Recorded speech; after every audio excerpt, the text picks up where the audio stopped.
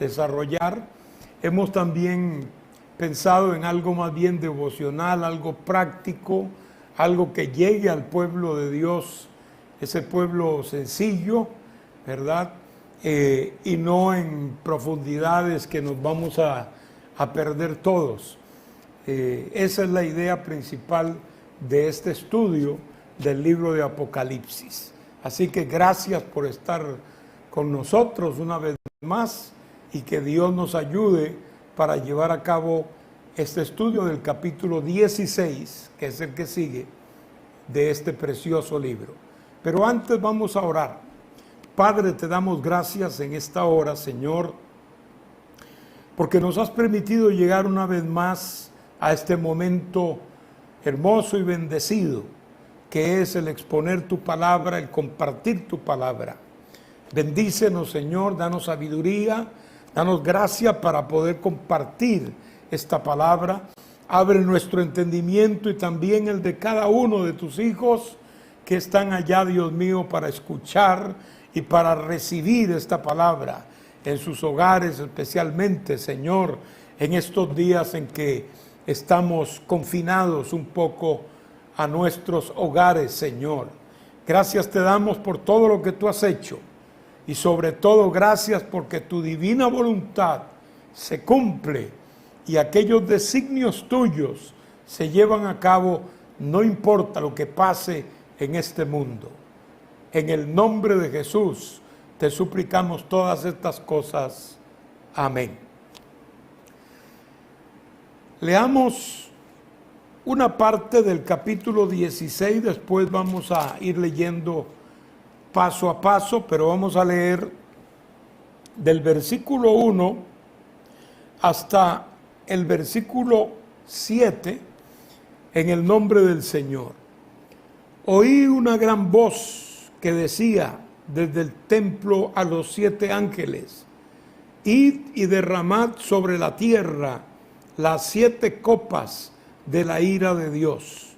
Fue el primero y derramó su copa sobre la tierra, y vino una úlcera maligna y pestilente sobre los hombres que tenían la marca de la bestia y que adoraban su imagen.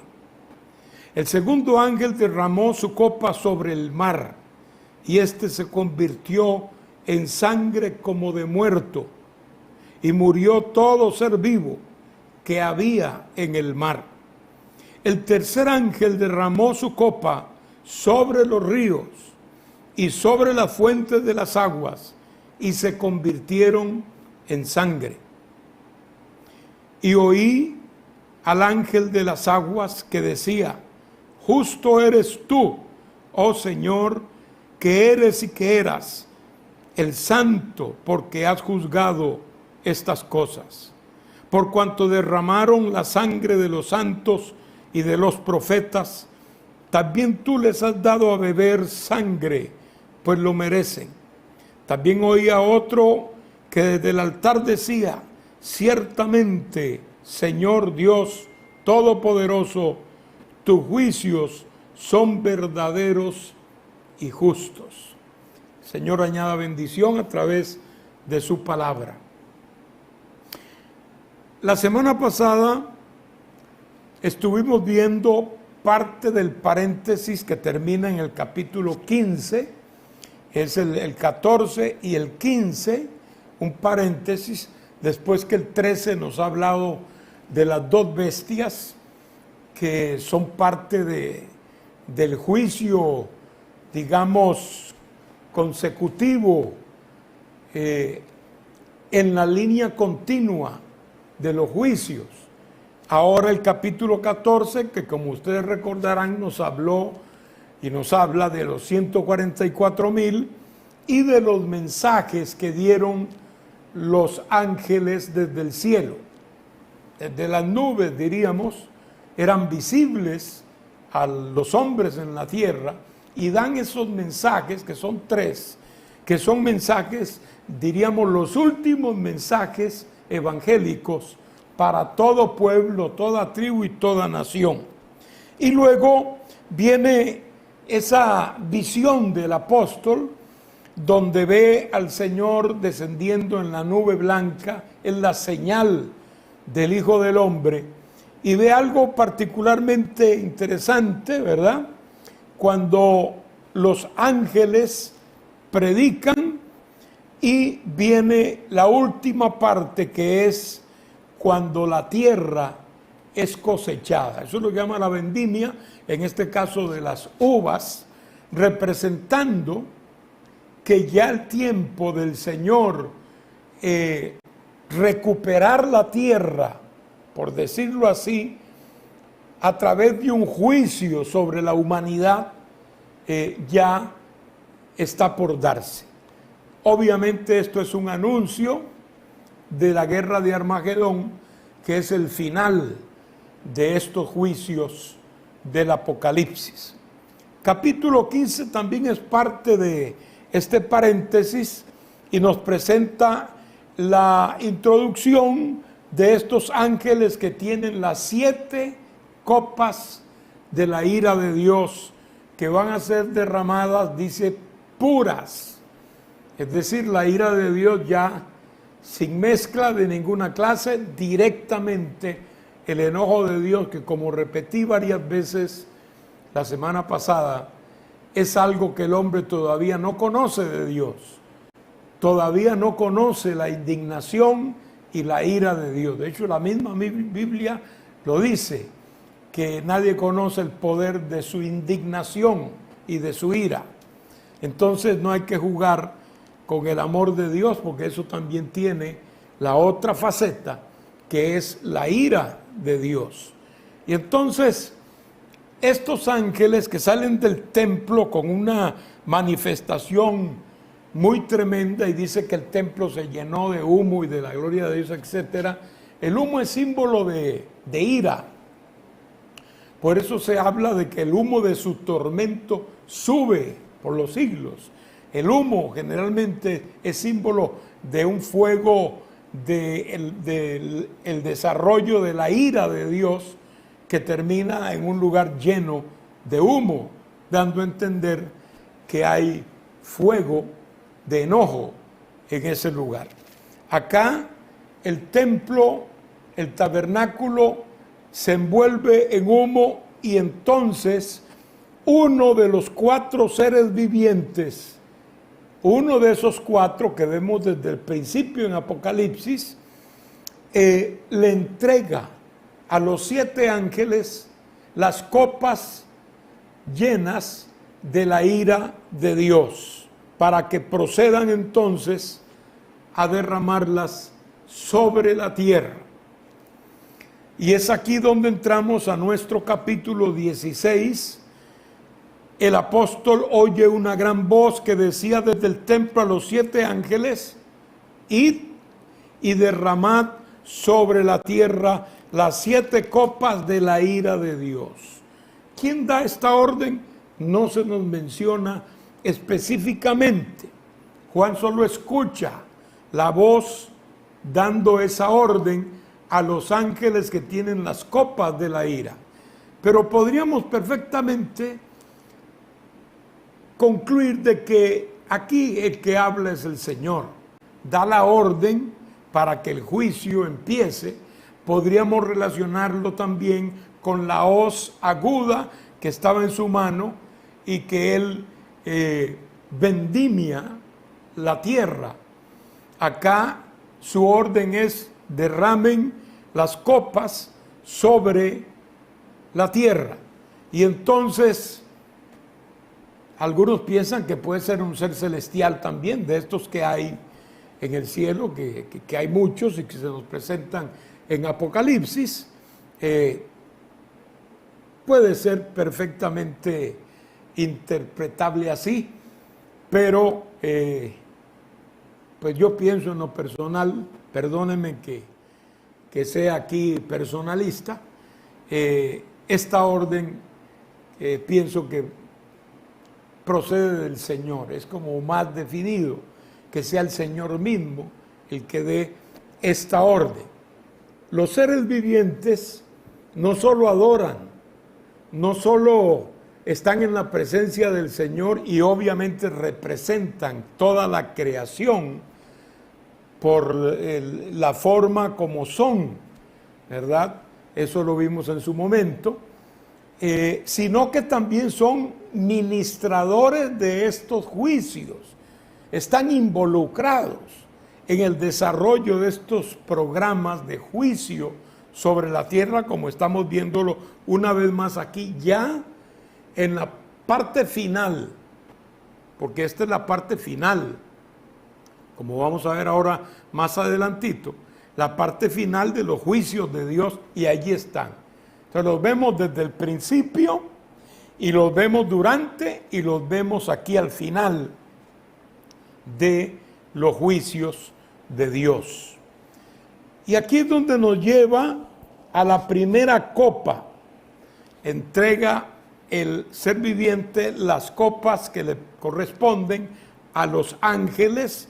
El primero va y dice la palabra que derrama la copa.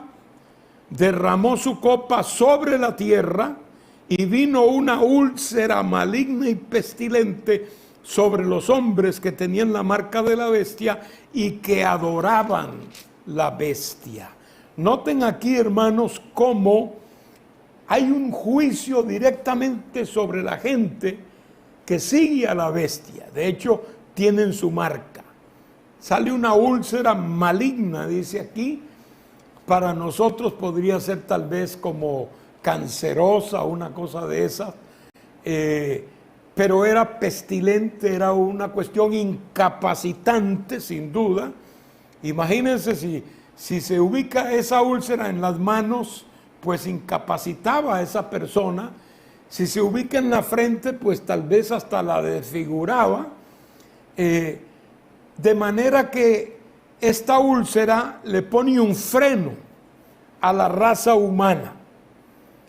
Eso quiere decir, hermanos míos, que ya el Señor va directamente contra el hombre que se ha dejado sellar y marcar por el anticristo, porque eso entra entre lo voluntario. El hombre voluntariamente se entrega al anticristo.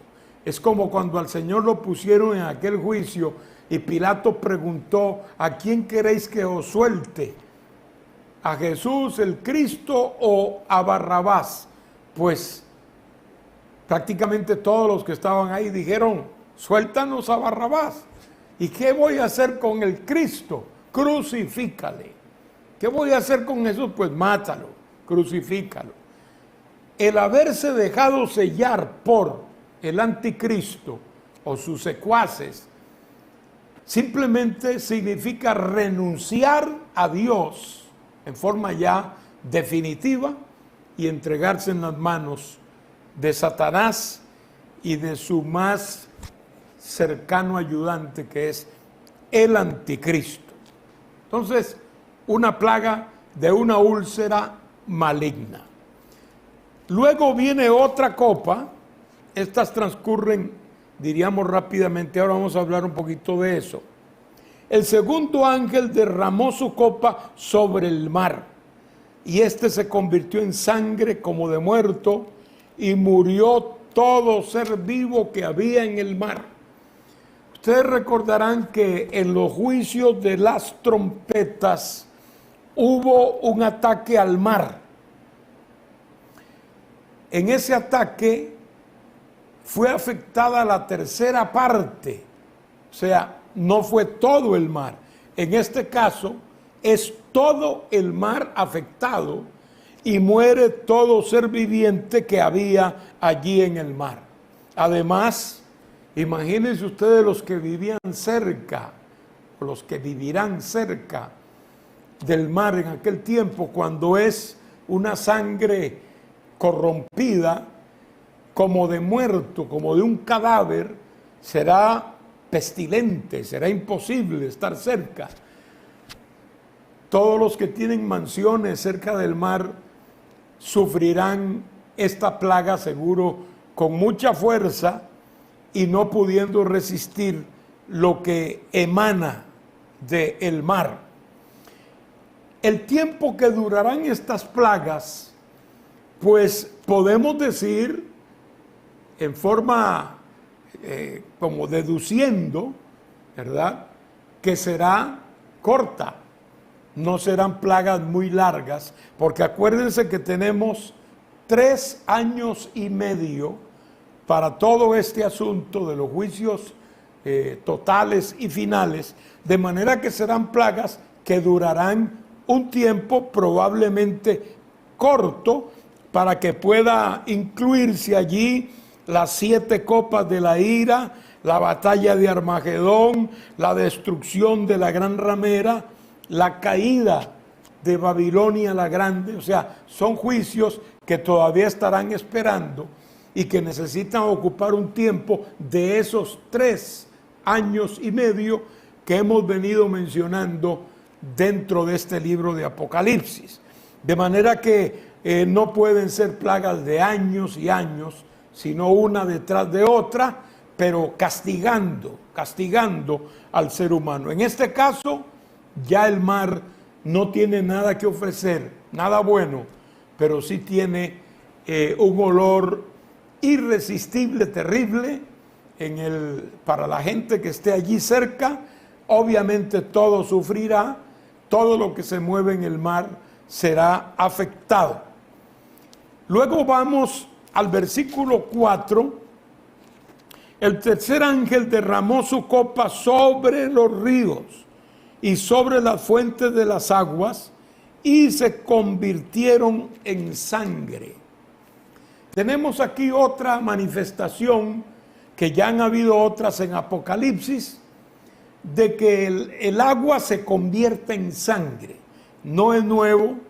Sabemos que en la Biblia está esta plaga en el tiempo de Egipto, cuando Israel sale de la cautividad por mano de Dios, y una de las, de hecho la primera de las plagas que Dios envió fue convertir las aguas dulces en sangre, haciendo una afectación terrible en Egipto y atacando uno de sus principales dioses con eso. En este caso, hermanos, tenemos el agua convertida en sangre, el agua dulce, el agua potable. Está hablando de ríos y está hablando de fuentes de agua, convirtiéndolas en sangre, de manera que la gente, para beber, habrá un problema muy serio. Y ahora, por un lado, la sangre de muerto, como de cadáver, y ahora las aguas naturales de beber el hombre se convierten en sangre. Ahora, es todas las fuentes, es otro aspecto importante a resaltar. Aquí no es que una parte, no, aquí es que todas las fuentes de agua fueron heridas con esta plaga. Y es interesante ver que la sangre que se ha derramado sobre la tierra, la sangre de los santos mártires, en la gran tribulación correrán ríos de sangre, porque los mártires serán muchos, pero muchos miles, que tendrán que entregar su vida para poder mantenerse fieles a Dios y no recibir la seña o la marca o el nombre o el número del anticristo. De manera que morirán por miles y miles, además de otros que por razones del mismo juicio morirán. O sea, es una cosa que nunca ha habido, este derramamiento de sangre que habrá en el tiempo de los juicios finales de la gran tribulación. Ahí se habla de esto, ¿verdad? En el versículo que leímos, donde dice: por cuanto derramaron la sangre de los santos y de los profetas, también tú les has dado a beber sangre, pues lo merecen. Esto lo dicen ángeles de Dios. Hay personas que creen que Dios no puede hacerle daño a nadie. Porque como dije, solo conocen el amor de Dios, solo conocen la misericordia de Dios. Esa es la forma como Dios se revela en el tiempo de la gracia, que es actualmente. Pero no quiere decir que Dios es solo eso. En la misma intensidad, Dios también es fuego consumidor. Entonces la gente no puede darse cuenta que sí Dios puede castigar y que Dios puede condenar. Oigo mucha gente cuando uno le habla del infierno, por ejemplo, que será un lugar de tormento, decir, no, es que Dios no puede ser así, Dios es muy bueno. Es una equivocación muy grave, porque eso les permite, como quien dice, seguir viviendo su vida. Y yo he oído muchas personas que hasta quieren y pretenden que Dios apruebe su forma de vida. Sean personas que no guardan ningún principio moral, menos espiritual. Sean personas que desafían a Dios en sus mandamientos, personas que roban, personas que insultan, personas que matan, y piensan que Dios, bueno, Él es tan bueno que no hay problema con Él. Oigo a algunas personas a veces por los medios decir, no, es que Dios es muy bueno, así que no hay problema con que el matrimonio lo inventemos de nuevo, lo reinventemos nosotros de nuevo, porque es el amor y el amor y el amor. Es un engaño del diablo, es un engaño satánico. Dios tiene sus principios, el cielo y la tierra pasarán, mas la palabra de Dios no pasará. Nadie debe pensar, es una equivocación grave, creer que Dios cambia de opinión aquí o allá, o porque lo dice fulano de tal, que es una persona importante o encumbrada o rica, o un sabio o un científico, pues entonces Dios le dice, ¿cómo no, colega? Está bien, eso sí está bien, yo voy a cambiar porque tú lo dices. No, hermanos, no, Dios tiene un solo principio, una equidad siempre, una santidad siempre. Dios no cambia y nos ha dejado aquí un libro que es una biblioteca, porque son 66 libros, explicándonos todo lo que corresponde a su voluntad que nosotros necesitamos saber para ser salvos. Y lo principal de todo, envió a Jesucristo para que derrame la sangre preciosa en la cruz y pueda salvarte, perdonando tus pecados. No podemos, hermanos, echar estas cosas a un lado y creer que Dios, bueno, no necesitó hacer eso por muchos, porque hay muchos que se creen tan buenos y tan buenos que Dios no puede señalarles ningún pecado. Y ya ahora ni siquiera se oye la palabra pecado. Ya parece que hasta es incómodo para muchos púlpitos decir la palabra pecado. Es una terrible condición, pero es esta forma en que el diablo está tirando un manto en el mundo para hacerle creer que Dios es bonachón, que Dios no le va a hacer daño a nadie y que no sería mi padre. No, acuérdense, amados hermanos y amigos, que no podemos sacar esto de que somos hijos de Dios. Lo somos en un sentido por creación, pero hijos de Dios, realmente adoptados por Dios, como dice Juan capítulo 1, somos aquellos que hemos recibido a Cristo como Salvador y nos hemos refugiado en su sangre, que somos millones y millones sobre la tierra. Y cualquiera lo puede ser cuando se decida y crea en el Señor.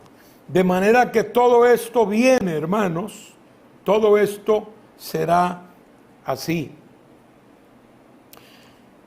Leamos ahora el versículo que sigue, el cuarto ángel derramó su copa sobre el sol, al cual fue dado quemar a los hombres con fuego. Y los hombres se quemaron con el gran calor y blasfemaron el nombre de Dios que tiene poder sobre estas plagas, y no se arrepintieron para darle gloria. Es lo que estamos hablando, hermanos. El hombre como que ha sido endurecido a tal punto que su conciencia se ha cauterizado para este tiempo. Y ya el arrepentimiento y el reconocer a Dios le es cada vez más difícil. Aquí tenemos la cuarta copa, que es derramada sobre el sol. También el sol es afectado en el tiempo de las trompetas, como leímos en la cuarta trompeta, de hecho, y una parte del sol fue afectada. En este caso se oscureció. Quiere decir que afectó con frío a la raza humana. Pero acá es a la inversa. Acá el sol calienta.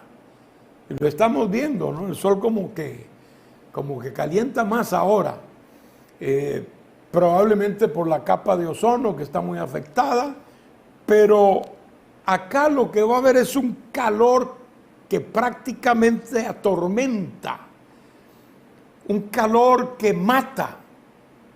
Yo he estado en lugares muy calientes de 50 grados centígrados y es una cosa terrible. Usted no ve a nadie en la calle porque la gente está en una sombra, está en su casa, está tratando de esquivar el calor del sol.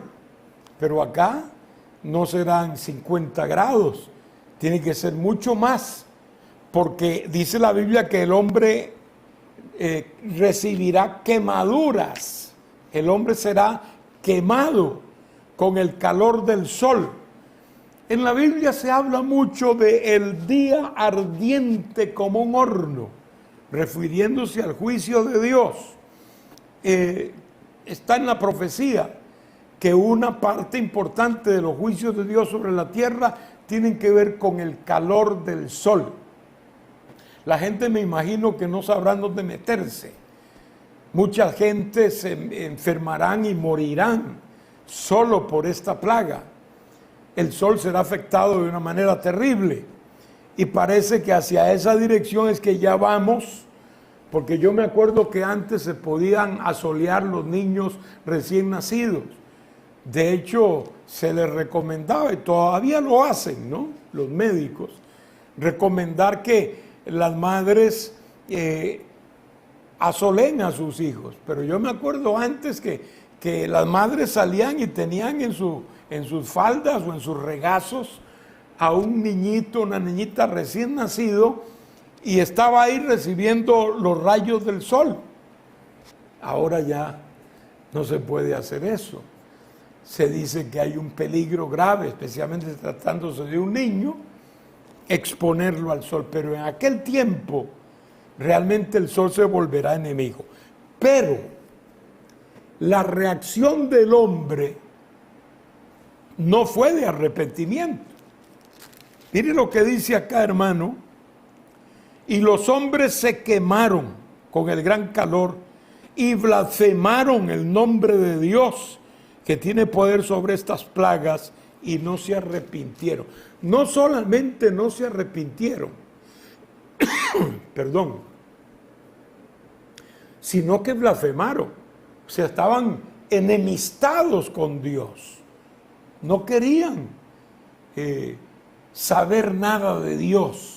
Sin embargo, podemos entresacar entre esta experiencia de la reacción del hombre el hecho muy importante de que ya para este momento el hombre entenderá que no es la suerte, que no son efectos de la naturaleza, que no es cuestión de una estación un poquito más caliente que la otra, no, sino que se dan cuenta que Dios los está castigando, que la mano de Dios está ahí. Muchos quizás hasta habrían oído de estos juicios y ahora como que dicen, sí, Dios nos está pegando, Dios nos está castigando. Y aquí vemos que conforme transcurren los juicios, todavía más caen en la conciencia de que no es una cuestión al azar lo que está pasando en el mundo, sino la intervención del juicio divino cayendo sobre la raza humana. Así que tenemos ya un mar hecho como sangre de muerto. Tenemos las fuentes de las aguas heridas también, aguas convertidas en sangre. Tenemos luego allí úlceras que caen sobre los hombres en un dolor y un sufrimiento terrible. Y tenemos, como hemos visto, ¿verdad?, esto último, que es el calor del sol, matando, quemando al ser humano. Aquí saben que es Dios, repito, el que está actuando. ¿Qué puede hacer el ser humano en una tierra así? Aquí hasta donde vamos. ¿Qué puede hacer el ser humano? El ser humano no tiene poder sobre el sol, no tiene poder sobre las estrellas, no tiene poder sobre el aire, no tiene poder sobre esas cosas que Dios nos ha dado. Hay gente que dice que nada es gratis en la vida, probablemente haciendo alusión al materialismo rampante que existe en el mundo de hoy. Pero sí hay muchas cosas gratis. Hay muchas cosas gratis que las da Dios. Gratis. El sol, por ejemplo, con sus beneficios. El aire, que es vital. Ninguno de nosotros puede vivir 5 minutos sin aire. Es vital. El agua misma, naturalmente hablando, es gratis. Dios la da, la entrega. Lo que cobran probablemente sea el trabajo de darle potabilización, de conducirla, etcétera, etcétera. Pero aún así, el agua, que es vital, sin la cual tampoco podríamos existir, el Señor nos la da gratis. Entonces sí hay muchas cosas buenas que Dios nos da. Podríamos hablar de otras más, pero esas son suficientes como ilustración. Gloria al Señor. Ahora, ¿por qué la gente sigue blasfemando a Dios? Aquí se ve más claro lo que explicaba anteriormente. Ellos blasfeman a Dios, están enojados con Dios porque creen que son inocentes, creen que son inmerecedores del castigo. Son como si se sintieran víctimas, inocentes. ¿Qué he hecho yo? Yo no le he hecho mal a nadie, dicen muchos. ¿Es verdad eso? Generalmente no es cierto, pero aunque fuera cierto, siempre eres un pecador y un pecador vil, que mereces el castigo de Dios. Escapa del castigo aceptando al Señor, buscando a Dios de verdad. Estos creen, siguiendo ese mismo argumento diabólico, que ellos son inocentes, no son culpables de nada, y que por qué Dios está castigándolos de esta manera, y lo que les sale, en lugar de una alabanza a Dios, en lugar de un acto de arrepentimiento y de reconocimiento de su pecado, lo que les sale es una blasfemia. Ellos están juzgando a Dios, viéndose ellos a través de su propia experiencia pecaminosa, pretendiendo hacer a Dios culpable para ellos justificarse. Terrible situación, pero que tiene sus raíces todavía desde hoy en el ser humano, que mantiene una posición de esa clase aún hoy día. Tenemos luego el versículo que sigue, que es el 10. El quinto ángel derramó su copa sobre el trono de la bestia, y su reino se cubrió de tinieblas, y mordían de dolor sus lenguas, y blasfemaron contra el Dios del cielo por los dolores de sus úlceras. Ahí estaban todavía. Y no se arrepintieron de sus obras. Ya varias veces nos dice que en estos últimos juicios, estos no se arrepintieron, sino que blasfemaban contra Dios. Aquí está la quinta copa, en la cual dice aquí que es derramada sobre el trono de Satanás y de la bestia, del anticristo. Y ese trono, dice aquí, se cubre de tinieblas. Probablemente esta expresión sea simbólica de confusión que sobrevendrá a la misma administración que el anticristo estará llevando a cabo en su gobierno sobre la tierra, obviamente impulsado por el dragón que es Satanás. Menciona aquí el trono de Satanás. ¿Dónde lo podríamos ubicar? Obviamente el trono de Satanás estará en Jerusalén. El trono de Satanás sería el mismo del anticristo, que es el centro de gobierno del anticristo. Acuérdense que el anticristo será un imitador de Cristo.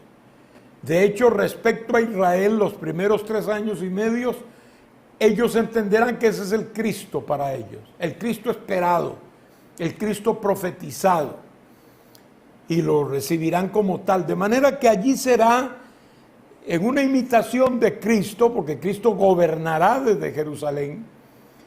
El anticristo tendrá su trono ahí, y es allí donde caen estas tinieblas en medio de la confusión que habrá en el mundo. Allí, diría uno, ¿habrá gente que podrá ser salva? Pues lo habrán, o por lo menos gente que ya está perseverando. El que tenga la marca de la bestia, o tenga su número, o tenga su nombre, que esté marcado por él, ya no tiene ninguna esperanza. De hecho, tampoco querrá arrepentirse. Lo único que le saldrán serán blasfemias, nada más, porque está controlado por el anticristo. Pero habrán muchos judíos, por ejemplo, que no aceptarán el reinado del anticristo, y probablemente muchos gentiles que a estas alturas, dándose cuenta que si se dejan marcar no hay esperanza, entonces se negarán. Esto les va a costar la persecución encarnizada. Pensaba yo en estos dictadores de la antigüedad. Ellos no permitían el más mínimo levantamiento. Es más, la más mínima contradicción no la permitían. Ellos eran dueños de la vida de sus súbditos. Todos le temían por eso. La palabra misma dice que estos reyes a quien querían daban vida y a quien querían mataban. El anticristo será mucho mayor, mucho más exigente. Su dictadura será todavía más intensa. Él no permitirá oposición. Por eso, el que diga que es de Cristo será el principal opositor. Ese podría ser visto como una especie de terrorista para el anticristo. A ese hay que buscarlo, hay que ubicarlo, hay que torturarlo y matarlo. Hay que deshacerlo. Y que otros escarmienten viendo las torturas y los castigos que se les dará. Porque toda persona que pueda querer buscar a Dios será un objetivo militar del diablo y del anticristo. Así que ¿cuánto sufrirá la gente? Todos los que hemos vivido en gobiernos así un poco totalitarios en algún momento de nuestra vida, sabemos que es difícil. Sabemos que cuando un gobierno así daba una orden y ponía todos sus recursos militares para que esa orden se obedeciera, era hacerlo o morir. Era una cosa muy peligrosa y todo el mundo prefería mejor obedecer. Pero el anticristo, hermano, mire, Stalin, Lenin, Hitler, Alejandro, Napoleón, todos esos dictadores de la antigüedad serán como niñitos de pecho al lado del anticristo.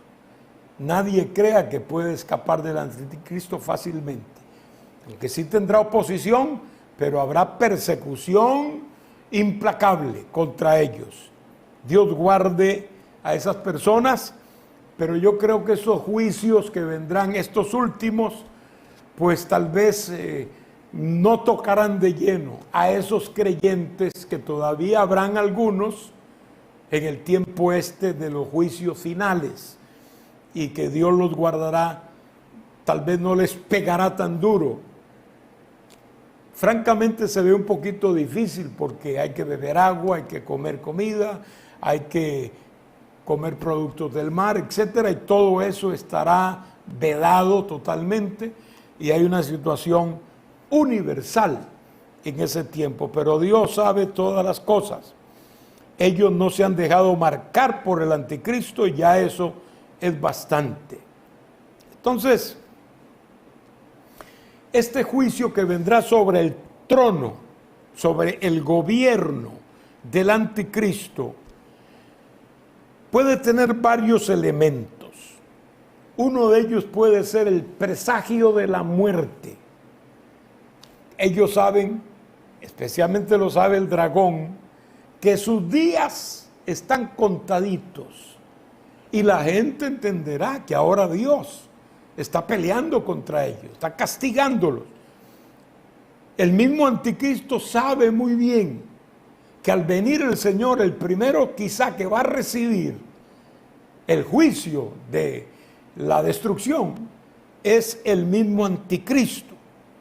Son conscientes de que Dios está en esto del castigo y que no es algo casual. Repito, no es un asunto de la naturaleza como podían explicar algunos de los juicios anteriores, y no pueden ir contra Dios. Ellos saben que a estas alturas que no pueden ganarle a Dios, que Dios es inmensamente más poderoso que cualquier fuerza de ellos o cualquier fuerza espiritual. Ya están dándose cuenta. Además de eso, hay dolores irresistibles, como nos dice aquí, los dolores de esas úlceras. También hay desánimo, porque ha habido un golpe tras otro. Como dijimos, estos juicios son cortitos, pero son continuos y son efectivos, dan en el blanco, y entonces también sienten la derrota. Así que todo esto puede ser parte de esa oscuridad que llega como una depresión a este gobierno del anticristo, que se envuelve en las brumas y en la oscuridad. Luego, podríamos decir que aquí hay una lucha fuerte de Satanás. El dragón está en el trono, y lo vamos a ver ahora después, ya mismo casi. Pero él está en el trono, él está gobernando el mundo, y ahora está viendo que todo eso se le está temblando. Hay una lucha, aquí hay demonios de alto rango que estarán dispuestos a pelear por lo que según ellos les pertenece. Ellos están a cargo de distintos aspectos en la tierra y quieren permanecer ahí. Y sobre todo, el viejo sueño del diablo, derrotar a Dios, subir a la fuerza al trono de Dios y ocupar ese lugar, aunque sepan que es en vano. Viendo todo esto, hermanos, lo que hay es blasfemia. Ya no pueden volverse a Dios. Esto es un hecho bien claro que certifica que esta gente ya pasó la raya. Al recibir la marca de la bestia, pasaron la raya y ya no salen ellos ningún deseo espiritual hacia Dios, sino la blasfemia y el insulto y la rebelión. Contra todo eso se está fraguando en la mente de la raza humana en este tiempo.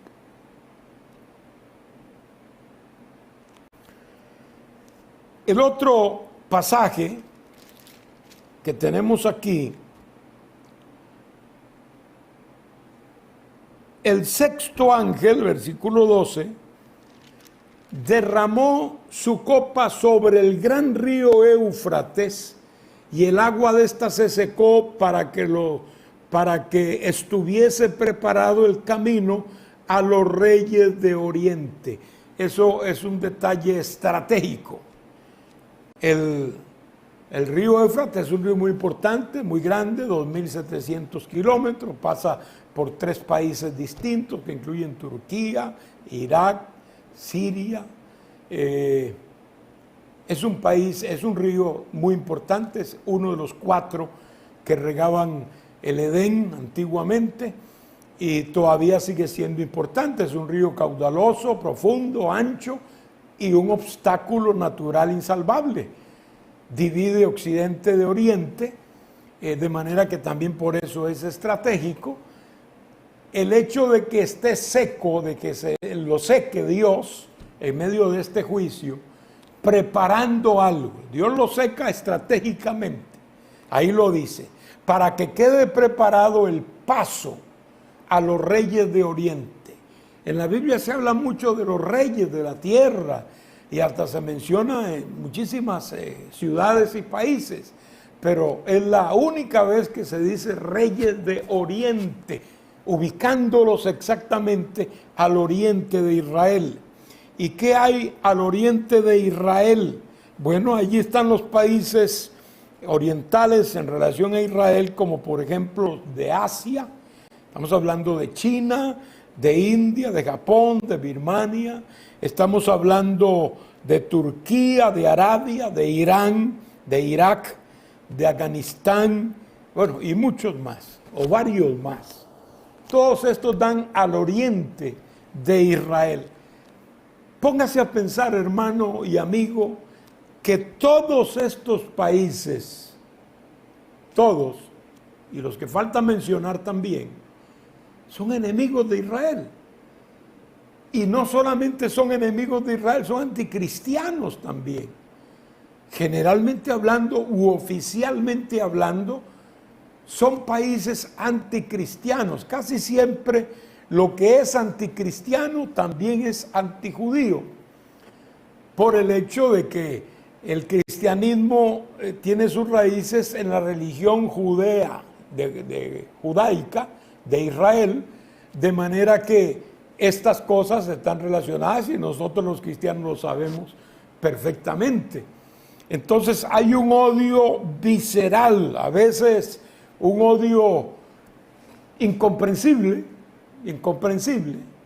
hacia Israel, y estos países todos lo tienen. Así que nada más tienen que oír una media convocación del anticristo que gobernará e influenciará toda esa parte del mundo para decir vengan, y allí ellos ya tienen todo listo.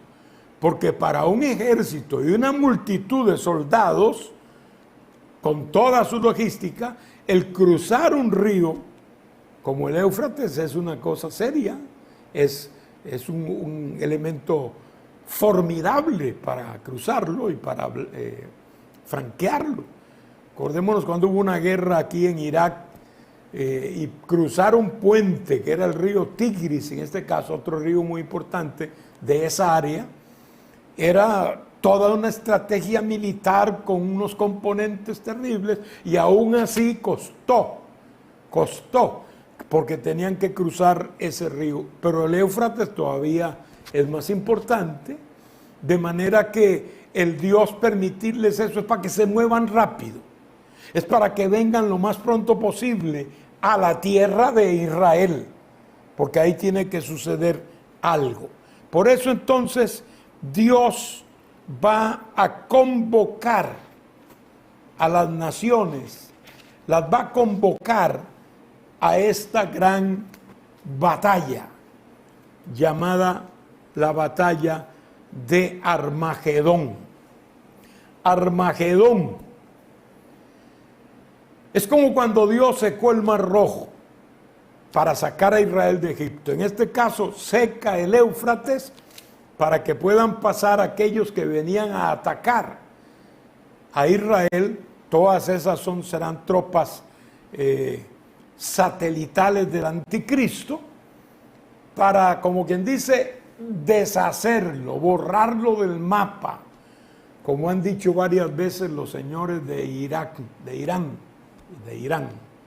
antigua Persia, que van a borrar del mapa a Israel. Bueno, ahí ellos tendrán la oportunidad de ir con ese propósito. Vamos a terminar con ellos, ahí sí vamos a destruirlos. Ellos quieren destruir a Israel, pero Dios los convoca, porque es Dios el que los convoca, a un lugar que se llama Armagedón. Armagedón es una palabra obviamente ya armada. Armagedón es de hebrea, pero tiene dos componentes, uno hebreo y otro griego, y simplemente quiere decir lugar de matanza, pero con la visión militar, lugar de reunión de tropas, que uno puede, por sentido común, decir donde hay un montón de tropas reunidas, porque hay guerra y hay matanza. Por eso Armagedón quiere decir simplemente lugar de matanza, y está en la Biblia. Eso, hermano, en la palabra abunda. La mayoría de veces encontramos el valle de Josafat, es el mismo valle de Armagedón. Yo tengo el privilegio de conocer Armagedón, el área esa. Hermanos, yo me asombré del tamaño de ese valle. O sea, es una cosa que, como si uno estuviera viendo el mar a uno y a otro lado, se extiende. Ahí han habido guerras históricas, no es solo esta. Han habido muchas guerras históricas, bíblicas y no bíblicas.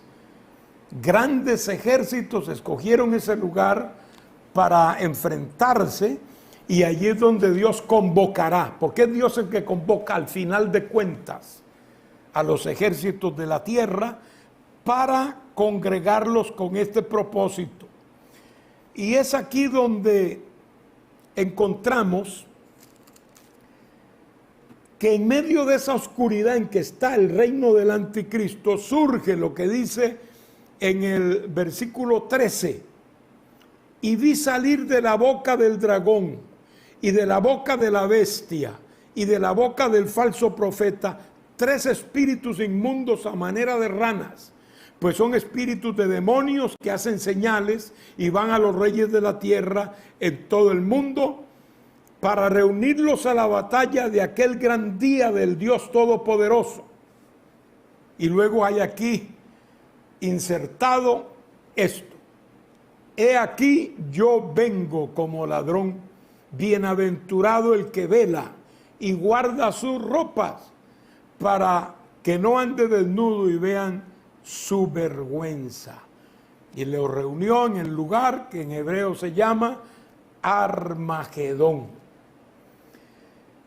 Esto no es un invento de ninguna religión, y obviamente no es un invento de predicadores, como algunos a veces nos juzgan.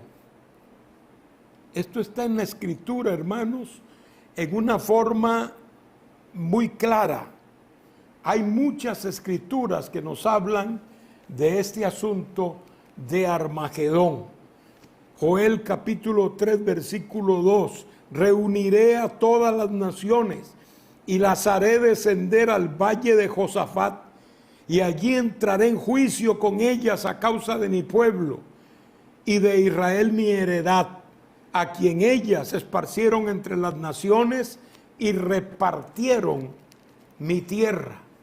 Cuando uno va a Zacarías capítulo 14, que es una profecía del futuro de Israel, nos dice: porque yo reuniré a todas las naciones para combatir contra Jerusalén y la ciudad será tomada y serán saqueadas sus casas y violadas las mujeres y la mitad de la ciudad irá en cautiverio, mas el resto del pueblo no será cortado de la ciudad.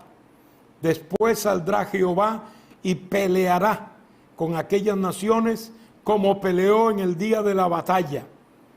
Y se afirmarán sus pies en aquel día sobre el monte de los olivos, que está enfrente de Jerusalén al oriente, y el monte de los olivos se partirá por en medio hacia el oriente y hacia el occidente, haciendo un valle muy grande, y la mitad del monte se apartará hacia el norte y la otra mitad hacia el sur.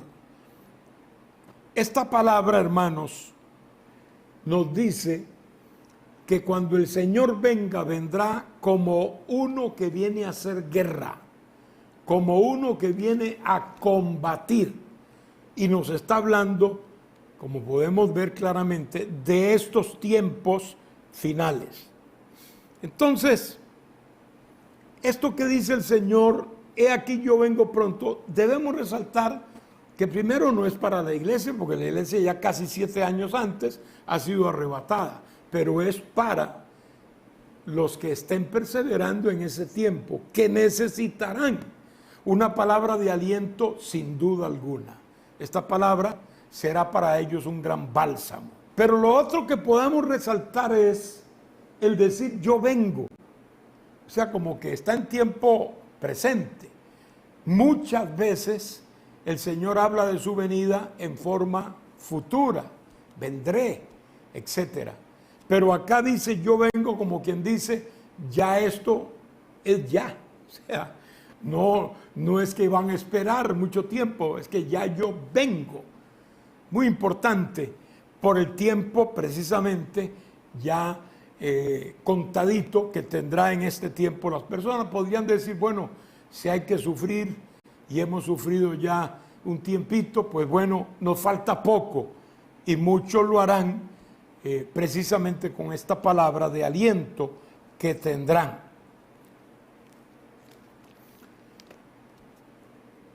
Luego, hablando de estos espíritus inmundos, como les decía, es el resultado como de un consenso del reino de Satanás, viéndose en confusión. Ellos dicen, vamos a jugar la última carta. Entonces surgen 3 espíritus inmundos.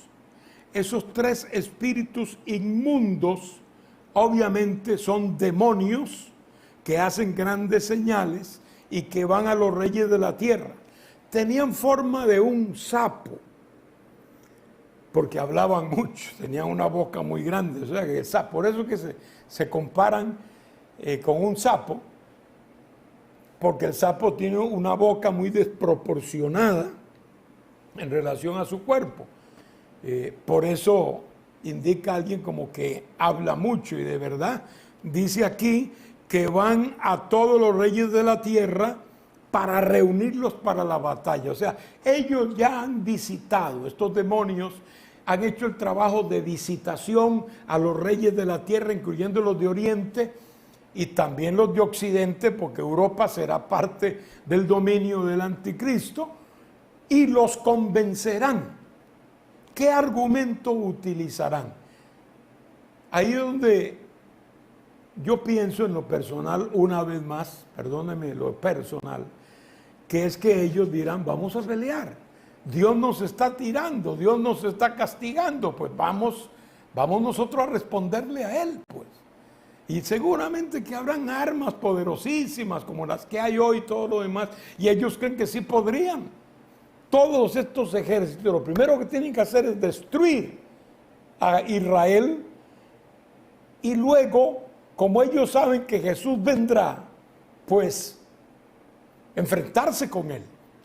Allí es donde entra la batalla de Armagedón. La batalla de Armagedón, en cuanto a esos reyes se refiere, será un trabajo de logística del anticristo y sus demonios diplomáticos, que andarán por todo lado convenciendo a los hombres de hacer esta guerra contra el Señor, porque después de todo, según ellos, tienen algún chance para vencerlo. por eso se esforzarán para hacerlo. El séptimo ángel derramó su copa por el aire y salió una gran voz del templo del cielo, del trono, diciendo: hecho está. Entonces hubo relámpagos y voces y truenos y un gran temblor de tierra, un terremoto tan grande cual no lo hubo jamás desde que los hombres han estado sobre la tierra, y la gran ciudad fue dividida en tres partes, y las ciudades de las naciones cayeron, y la gran Babilonia vino en memoria delante de Dios para darle el cáliz del vino del ardor de su ira. Y toda isla huyó, y los montes no fueron hallados, y cayó del cielo sobre los hombres un enorme granizo, como el peso de un talento, y los hombres blasfemaron contra Dios por la plaga del granizo, porque su plaga fue sobremanera grande. Denme un minutito, par de minutitos nada más, ya estoy sobre el tiempo, pero acá esto es literal, hermanos. Aquí tenemos claro cómo Dios castiga en esta séptima copa de la ira. Hay una voz que dice: hecho está, o sea, como cuando el Señor dijo: consumado es, que es lo mismo, hecho está.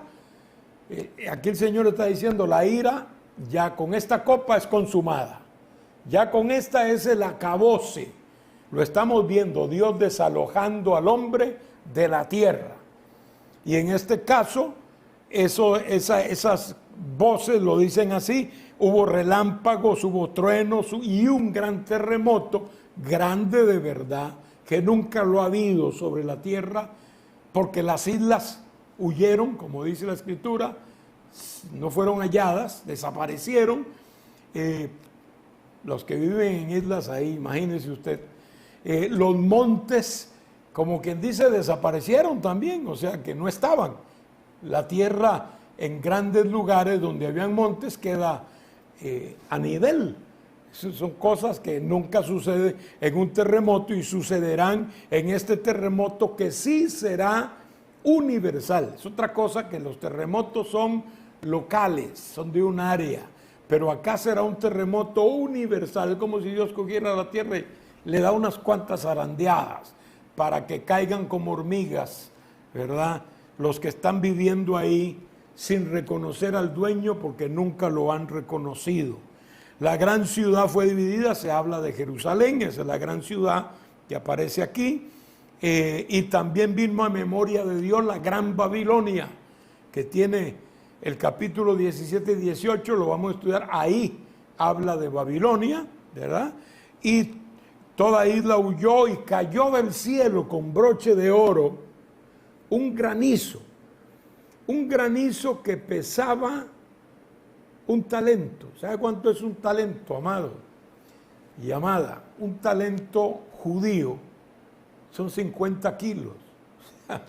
Un granizo. Dios lo está agarrando a pedradas. Ustedes saben que aquí entra como la ley judía, que decía que el que blasfemara contra Dios sería apedreado. Pues bueno, Dios le manda unas cuantas piedras.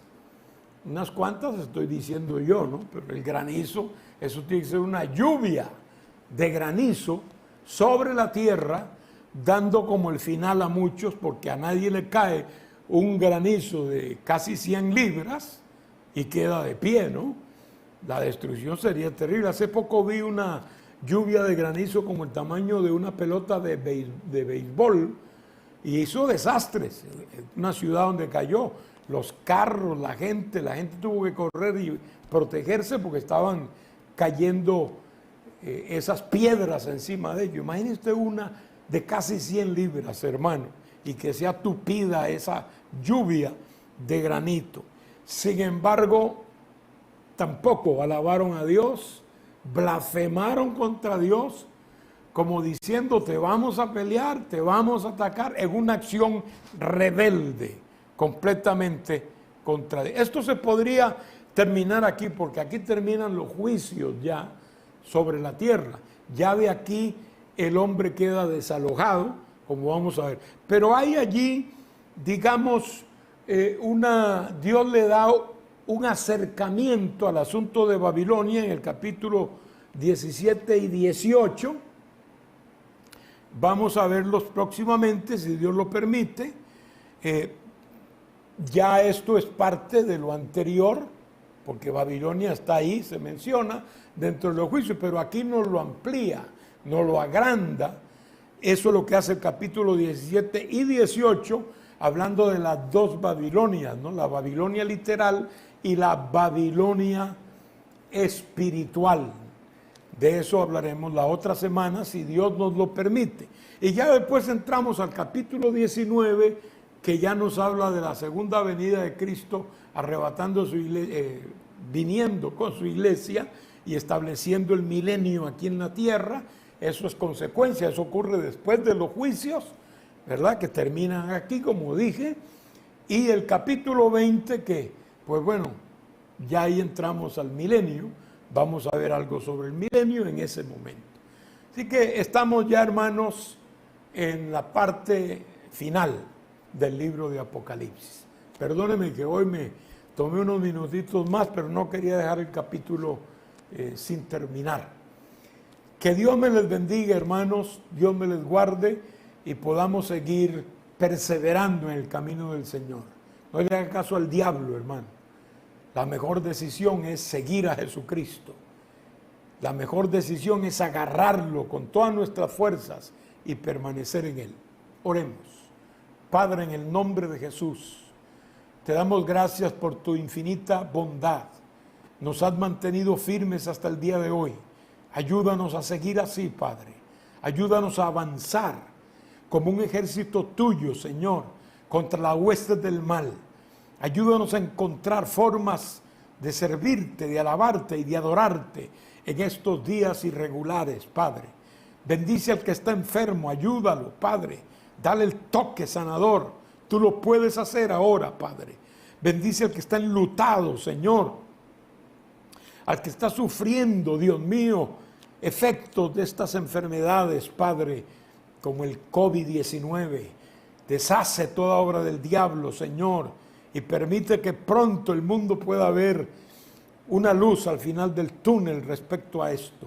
Nos encomendamos todos en tus manos, Padre, en el nombre de Jesucristo. Amén y amén. Dios me les bendiga, amados.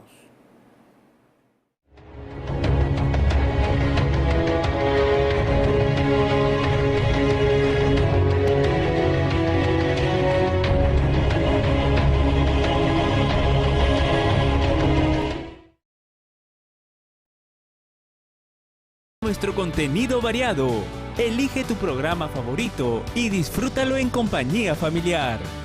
Ingresa a nuestra web en línea y sigue nuestras transmisiones en vivo desde nuestra plataforma Betel Plus. Disponible también desde cualquier dispositivo móvil, TV, web y smartphones.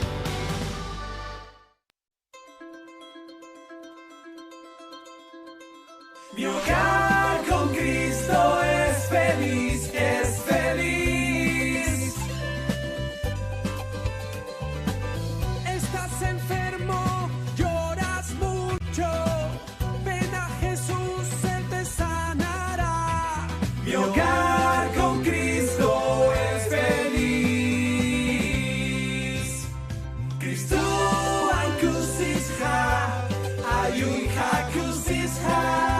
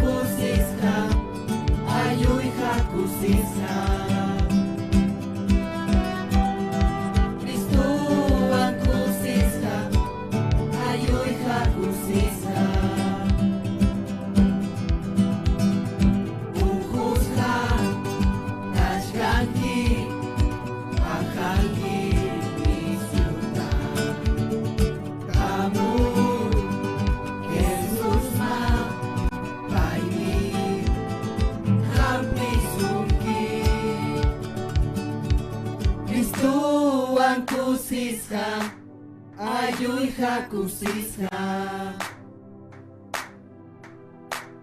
Cristuwan kusisqa ayuyqa kusisqa Cristuwan kusisqa ayuyqa kusisqa Cristuwan kusisqa ayuyqa kusisqa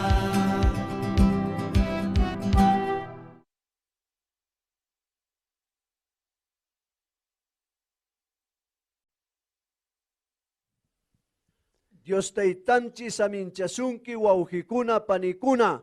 Que Dios lo bendiga. Dios taitanchik saminchabasunchik llapanchikta. Saludamos a nuestro presidente internacional, reverendo José Arturo Soto, Rimaykullanchik ayllapallan suyupi michikninchik Arturo Sotuta.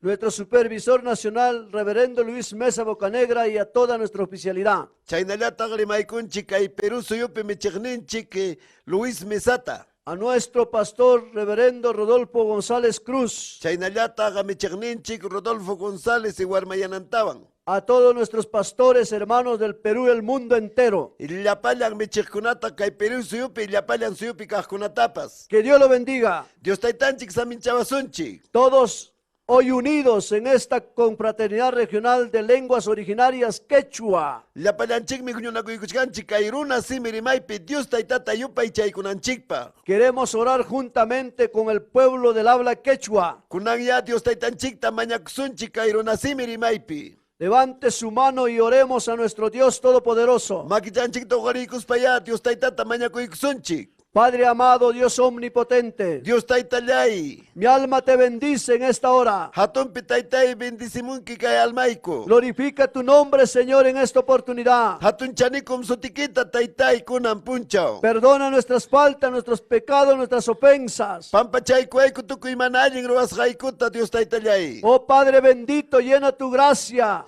Taitallay chaynallataq ya hatun bendicionikita quwayku. tu poder y tu misericordia, Señor, al mundo entero. Llakipayanukita llakipayakuynikita ya maqchiri llapallan kay pachapakaqman. Muy en especial a nuestro Perú. Astawan kay Perú suyupi kaqtawan En taitay. estos momentos difíciles los cuales estamos atravesando. Kay sasachakuy punchawkunapi kachkanchik bendisi hatunpi taitallay. Revélate, Señor amado, a las almas necesitadas. Riqsichiku ya tukuy atiynikiwan llapa runamasiykunaman taitallay. Aún en los hospitales, las clínicas, Padre bendito, visita a través de tu Espíritu Santo. Taytay hospitalpi unquqkunamanpas, karcelkunapi kaqkunamanpas Dios taitallay. Te suplicamos, Padre amado, Dios de mi salvación, Mañakamuykim tukuy sunquykuwan qhispichikuq Dios tayta. que a través de este culto tu poderosa palabra también corra, Señor amado. Chaynallataq ya taytay runasimirimaypi qillqaykipas taytay kallparichun maqchirimuy. Bendice, Padre amado, los cánticos, las alabanzas, Astawanqa taytayqa saminchaykuy tukuy kay takikunata, la Señor. participación de todos tus hijos, Padre bendito. Astawanqa kay taytay huñunakuypi lluy ñuqayku alabamunaykupaq. Sea de mucha bendición, poderoso Jehová. Hatun saminchakuy kachun Dios taytallay. Revélate a través del poder de tu Espíritu Santo. Riqsichikuytaq chuya espirituykiwan imayna kasqaykita. Llena tu gloria, tu chequín infaltablemente, Señor amado. Taytay atiynikiwanpas shaynallataq Dios nillay. Respalde una vez más, te lo suplico. Amagina kaspaya yanapaykuayku. Los cánticos, las alabanzas y la poderosa palabra del Señor. Takikunawan chaynallataq taytay atiyniyu qillqaykiwan. Ponemos en tus manos este culto glorioso. Makikimanmi churamuniku kay hatun huñunakuyniykuta. Gracias, Señor amado. Anchata